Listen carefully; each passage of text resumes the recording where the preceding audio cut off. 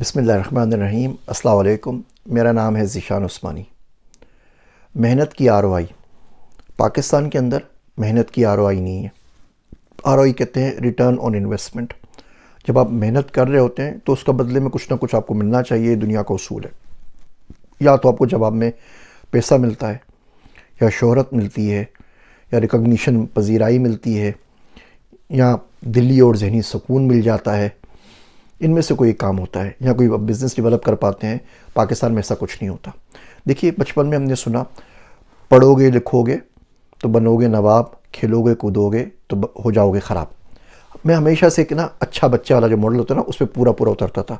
आपने बोल दिया शट अप तो मैं खामोश होकर बैठ जाऊँगा। आपने कहा उधर दीवार की तरफ मुँह करके खड़े हो जाओ तो मैं पूरा दिन दीवार की तरफ मुँह करके गुजार दूंगा। आपने कहा बैठ जाओ तो मैं बैठ जाऊँगा। किसी ने बोला खड़े हो जाओ तो खड़ा हो जाऊँगा। घर से बाहर नहीं जाना 8 बजे के बाद, घर से बाहर नहीं जाना। वीकेंड पे क्रिकेट खेलने नहीं जाना, नहीं जाना। आज धूप है घर से बाहर मत जाओ, नहीं गया। आज बारिश हो रही है बाहर मत जाओ, नहीं गया। आज सैलाब आने का डर है, नहीं जाओ, नहीं हो। आज रियोट्स हो जाएंगे मत जाओ। आज हकीकी और इमकिम की लड़ाई हो रही है, आज गवर्नमेंट बदल रही है। कुछ ना कुछ होता रहा। जितने तमाम नाजुक दो राहों से पाकिस्तान गुजरता रहा, उसका खाली एक नतीजा निकला कि मैं घर के अंदर बंद हो गया और किताबें पढ़ता रहा। तो हमेशा से वो अच्छे बच्चे वाले मॉडल के ऊपर पूरा उतरा। मैट्रिक कर लिया, बोर्ड में पोजीशन आ गई। इंटर कर लिया, बोर्ड में पोजीशन आ गई। बैचलर्स कर लिया, कोई 3.9 जीपीए आ गया। मास्टर्स कर लिया, फुल ब्राइट के ऊपर अमेरिका चला गया। एक मास्टर्स कर लिया, दूसरा कर लिया। पीएचडी कर ली दूसरी फुल ब्राइट के ऊपर, आइजनहवर फेलो बन गया। ईस्ट वेस्ट सेंटर की स्कॉलरशिप मिल गई, यूएस मिलिट्री अकेडमी की मिल गई, यूएस नेवल अकेडमी की मिल गई। 11 फेलोशिप दुनिया भर की मिली। सब कुछ पढ़ पढ़ा के पाकिस्तान आ गया। एक प्राइवेट यूनिवर्सिटी के अंदर प्रोफेसर लग गया। तनख्वाह कितनी भैया? 86,000 रुपये महीना। उस वक्त 3 बेटे थे। बेगम ने कहा इनको अच्छे स्कूल में दाखिला करा दो। तो पता चला उन 3 बच्चों की मैं बीकन हाउस की फ़ीस अफोर्ड नहीं कर सकता। तो फिर मैंने सोचा मैंने गलत क्या किया। सारा काम जो मुझसे करने का कहा वो कर लिया। पूरी ज़िंदगी कोई पुलिस एफआईआर नहीं हुई, किसी का सर नहीं फाड़ा, कुछ नहीं किया। सारे के सारे जो काम करता रहा कर लिए ना अच्छे बच्चे ले, लेकिन आखिर में हुआ कुछ नहीं। अच्छा चलो, यहाँ तो दीन में कामयाब हो जाता, कोई मौलवी साहब बन जाता, कोई आलिम बन जाता, लोगों को अल्लाह की तरफ राग़िब करता, कोई सुलूक की मंजिलें तय करवाता, तो वो भी नहीं कर सका क्योंकि दुनिया के अंदर पड़ा हुआ था। और दुनिया के अंदर भी कुछ नहीं किया। तो हुआ क्या, गलती कहाँ पर हुई? फिर बाकी लोगों को देखा तो बाकी लोग तरक्की कर रहे हैं। पाकिस्तान के अंदर ना के शेप इकोनॉमी है। यूँ करके के शेप होता है, मैं भी आपको समझाता हूँ। मेरा दोस्त कहता है अब्दुल्ला कि इकोनॉमी ना दिल की धड़कन की तरह होनी चाहिए, पल्स की तरह। कभी ऊपर जाए कभी नीचे, कभी ऊपर जाए कभी नीचे। और हर शख्स की दौर में ज़िंदगी के अंदर धड़कन आनी चाहिए। कुछ दिन अच्छे तो कुछ दिन बुरे, कुछ महीने अच्छे गुजरे कुछ महीने बुरे हो जाए, कुछ साल अच्छे गुजर जाए कुछ साल बुरे गुजर जाए। सीधी हो गई अगर कर्व तो बंदा मर गया, ज़ाबते दिल उसका ख़त्म हो चुका है। तो ऊपर नीचे कुछ ना कुछ, ये जलने बुझने का नाम सुलगते रहने का नाम ज़िंदगी, ऐसा होना चाहिए। लेकिन पाकिस्तान में ये बनता है पूरा यूँ के शेप। तो के शेप में क्या होता है भैया कि कुछ लोग होते हैं जो अमीर से अमीर से अमीर से अमीर तर होते चले जाते हैं। आप मॉल में जाते हैं तो आपको रश नज़र आता है। आप कोई कौन सी वो गुल अहमद की या किसी की भी वो लग जाती है, सफ़ीनास की सेल लग जाती है, तो लोग तोड़ रहे होते हैं दरवाजे, मॉल भरे हुए होते हैं, खाने खा रहे हैं, सिनेमा के बाहर रश लगा हुआ है, सब कुछ लगा हुआ होता है। एक बंदे होते हैं वो बिल्कुल नीचे से नीचे, खते गुरबत से नीचे आ रहे होते हैं, और 50% पॉपुलेशन वहाँ पर आ गई है। वो पिछले साल अगर गाड़ी अफोर्ड कर सकते थे तो इस साल बाइक पर आ गए, पिछले साल बाइक पर थे तो अब साइकिल पर आ गए, पिछले साल साइकिल पे थे तो बेचारे पैदल हो गए। पहली बेटी की शादी कराई थी, 5 लाख रुपए लगाए थे, तो अब बेटी की शादी करने के लिए इतने पैसे नहीं है कि वो निकाह का खाना कर सकें। ये गरीब से गरीब होते चले जाते हैं। कुछ बीच में पढ़े लिखे बच्चे होते हैं, वो बीच वाली लाइन के ऊपर होते हैं। अब यहाँ तो वो उनकी तरह you keep fighting the monster you become the monster, बुरे लोगों के साथ मिलकर वो बुरे हो जाते हैं और वो ऊपर वाली लाइन में चले जाते हैं, हराम का पैसा कमाने लग जाते हैं। यहाँ वो बेचारे रिश्तेदार में, मजबूरियों में, कोई भी कैलेमिटी आती है वो धड़ करके नीचे गिरते हैं। ये जो मिडिल क्लास है ना पाकिस्तान में, एक भरम है, एक झूठ है, उसका नाम मिडिल क्लास है। पाकिस्तान में कोई मिडिल क्लास नहीं है। पाकिस्तान में अपर क्लास है, उसके ऊपर इलीट्स हैं, और पाकिस्तान में लोअर, और लोअर से नीचे, खते गुरबत से नीचे लोग रह रहे होते हैं। मिडिल क्लास में आपको सिर्फ एक हादसा चाहिए होता है ज़िंदगी में। आपकी टांग टूट गई, आप गरीब हो गए। आप 15 दिन ऑफिस नहीं जा सके, आप गरीब हो गए। आपकी जॉब चली गई, आप गरीब हो गए। आपका साला पैसे लेके भाग गया, आप गरीब हो गए। आपकी गाड़ी ठुक गई, आप गरीब हो गए। आप किसी एसएचओ के थत्ते चढ़ गए, अब आप गरीब हो गए। आप किसी पीरज़ादा से मुड़ गए, किसी भी ज़्यादा के साथ टकरा गए तो आप गरीब हो गए।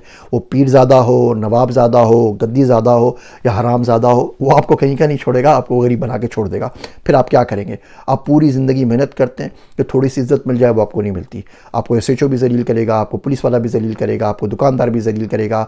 एक लड़का गाड़ी आपकी मार देगा, वो भी आपको जलील करेगा। कोई नशे में गाड़ी चला रहा होगा, वो भी आपको जलील करेगा। पुल के इस पार रहते हैं तो पुल के उस पार वाले डिफेंस के लेफ्ट हैंड साइड की तमाम लोगों का पैदाइशी हक है कि वो आपको जलील करे। जब तक आपको जलील नहीं करेंगे उनको चैन नहीं आएगा।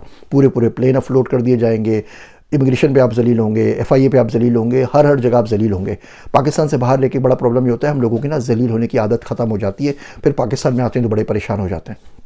आपको पैसा चाहिए था, पैसा आपको नहीं मिला, सब कुछ करने के बाद भी, पढ़ने लिखने के बाद पैसा आपको नहीं मिला।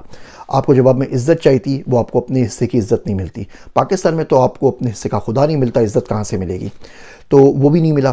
फिर आपको चाहते हैं कोई अप्रिसिएशन हो जाए, कोई रिवार्ड मिल जाए, कोई बंदा कोई तमगा कुछ दे दे, तो वो सारे के सारे भांड को मिलता है। सारे नाचने वाले, गाने वाले जो होते हैं ना, उन सबको एक से एक तमगे मिल रहे होते हैं और आपको नहीं मिलते।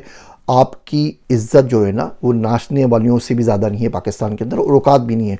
उनको एक रात डांस करने के 4-5 लाख रुपए मिल जाएंगे, आपकी पूरे साल की सैलरी होगी, मेहनत करने के बाद, 2-3 मास्टर्स करने के बाद, तो वो भी चली गई।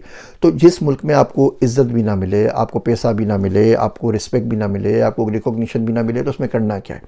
तो मेहनत की ROI देखें कहाँ पर है। उतनी आप मेहनत करें, ज़्यादा कैसे कमा सकते हैं? क्या ऐसा कोई दुनिया में मुल्क मौजूद है जहाँ पे जितनी मेहनत पाकिस्तान में करते हैं उतनी वहाँ करें तो कुछ पैसे कमा लें, कुछ इज़्ज़त कमा लें, कुछ अस्र रसूख कमा लें, कुछ रिकॉग्निशन कमा लें?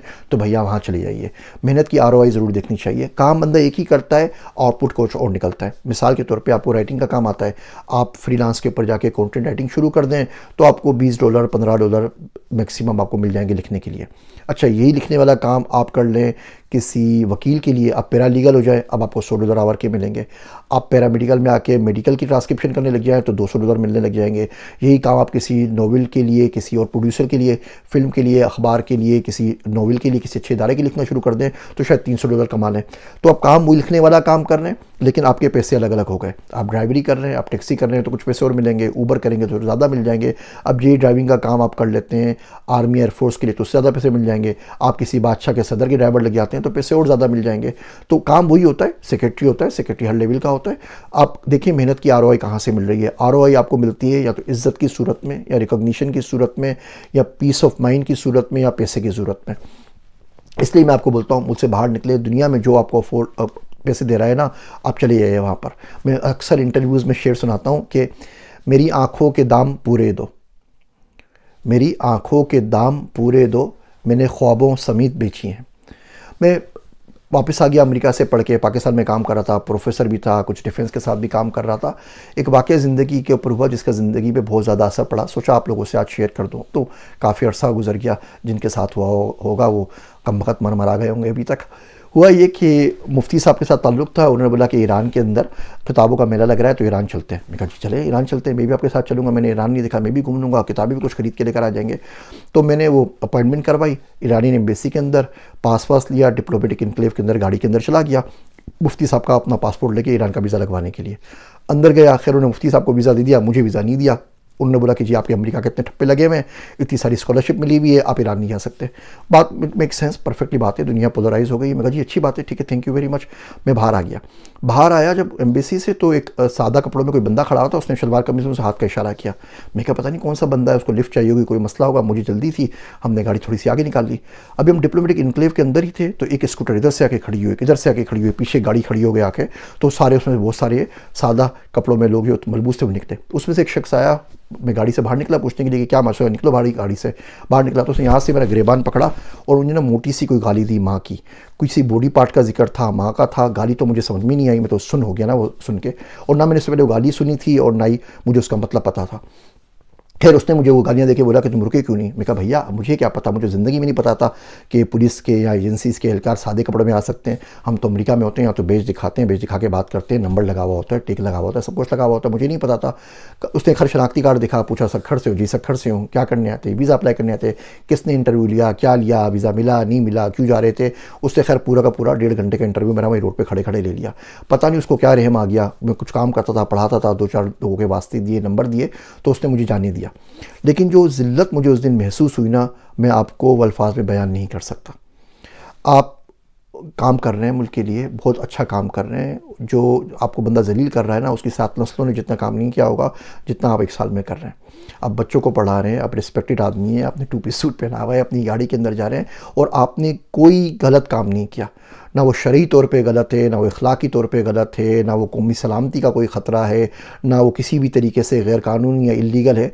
उसके बावजूद डिप्लोमेटिक इनक्लेव जैसी जगह के ऊपर उसने सब लोगों के सामने बीच में मुझे जलील कर दिया। और जब ये मेरी छितौल हो रही थी तो जो लोग आसपास से जा रहे थे, बड़ी बड़ी गाड़ियाँ जा रही थी, झंडों वाली गाड़ी जा रही थी, उसमें से किसी ने रुक के पूछा भी नहीं कि भैया क्यों छोड़ रहे हो। मुझे वहाँ पर गोली अगर मार देते तो कुछ भी नहीं होता, पता भी नहीं लगता। उसे गोली मार दी तो ज़्यादा अच्छा होता, क्योंकि ये जो जो ट्रॉमा लेके ज़िंदगी में चल रहा हूँ ना पिछले 15-16 सालों से, इससे तो कम से कम बच जाता। तो उस दिन फैसला कर लिया मैंने कि यार ये मुल्क रहने के काबिल नहीं बचा, ये मुल्क मरने के भी काबिल नहीं बचा, मुझे यहाँ से निकलना पड़ेगा। आई एम सॉरी टू से दिस, आप में से बहुत से लोगों को बात बुरी लग रही होगी, लेकिन अगर आप उस एपिसोड से गुजरे होते तो उसके बाद में आपसे पूछता कि आपकी राय क्या है। तो आप मेहनत कर रहे हैं, पैसा आपको नहीं मिल रहा, रिकॉग्निशन आपको नहीं मिल रही, छोड़ दीजिए। शोहरत आपको नहीं मिल रही, छोड़ दीजिए, वो नहीं चाहिए। रिस्पेक्ट तो मिले ना, आपके हिस्से की इज़्ज़त तो आपको कम से कम मिल जाए ना, आपको वो भी नहीं मिलती। तो मैंने दिली तौर पे तहिया कर लिया कि यार बाहर जाके कहीं आधी खा लूँगा, फाके से रह लूँगा, कुछ और कर लूँगा, लेकिन जहाँ इज़्ज़त मिलेगी वहाँ पर जाऊँगा। अब अमेरिका में अल्लाह का शुक्र है, यहाँ पर भी 20-21 साल हो गए, यहाँ पे कम से कम इज़्ज़त मिलती है। यहाँ इस वजह से मेरी बेइज्जती नहीं की जाती कि मेरी दाढ़ी है, मैं मुसलमान हूँ, मैं पाकिस्तान से हूँ, मेरी ब्राउन स्किन है, मेरे सर के ऊपर सफ़ेद बाल हो गए। काम करता हूँ, काम के हिस्से बराबर इज़्ज़त मिल जाती है। बुरे लोग भैया हर जगह होते हैं, एक दो बंदे यहाँ पर भी टकरा जाते हैं जो तंग करना शुरू कर देते हैं या कोई गलत बात कर देते हैं। लेकिन अगर ऐसा होता है तो यहाँ पर माशरा, इंसाफ, सिस्टम उसको इतना ज़्यादा सपोर्ट करता है कि उसके हलक में हाथ डाल के ना अपने हिस्से की इज़्ज़त वहाँ से निकाल लेता हूँ। पाकिस्तान में नहीं निकाल सकते, इसलिए यहाँ पर आके बैठे हैं। मेरी कड़वी कड़वी बातें हो सकता है ज़िंदगी में बदलाव का सबब ज़रूर बने। मेरे वास्ते दुआ कीजिएगा। मैं हूँ आप सबका ज़ीशान उस्मानी।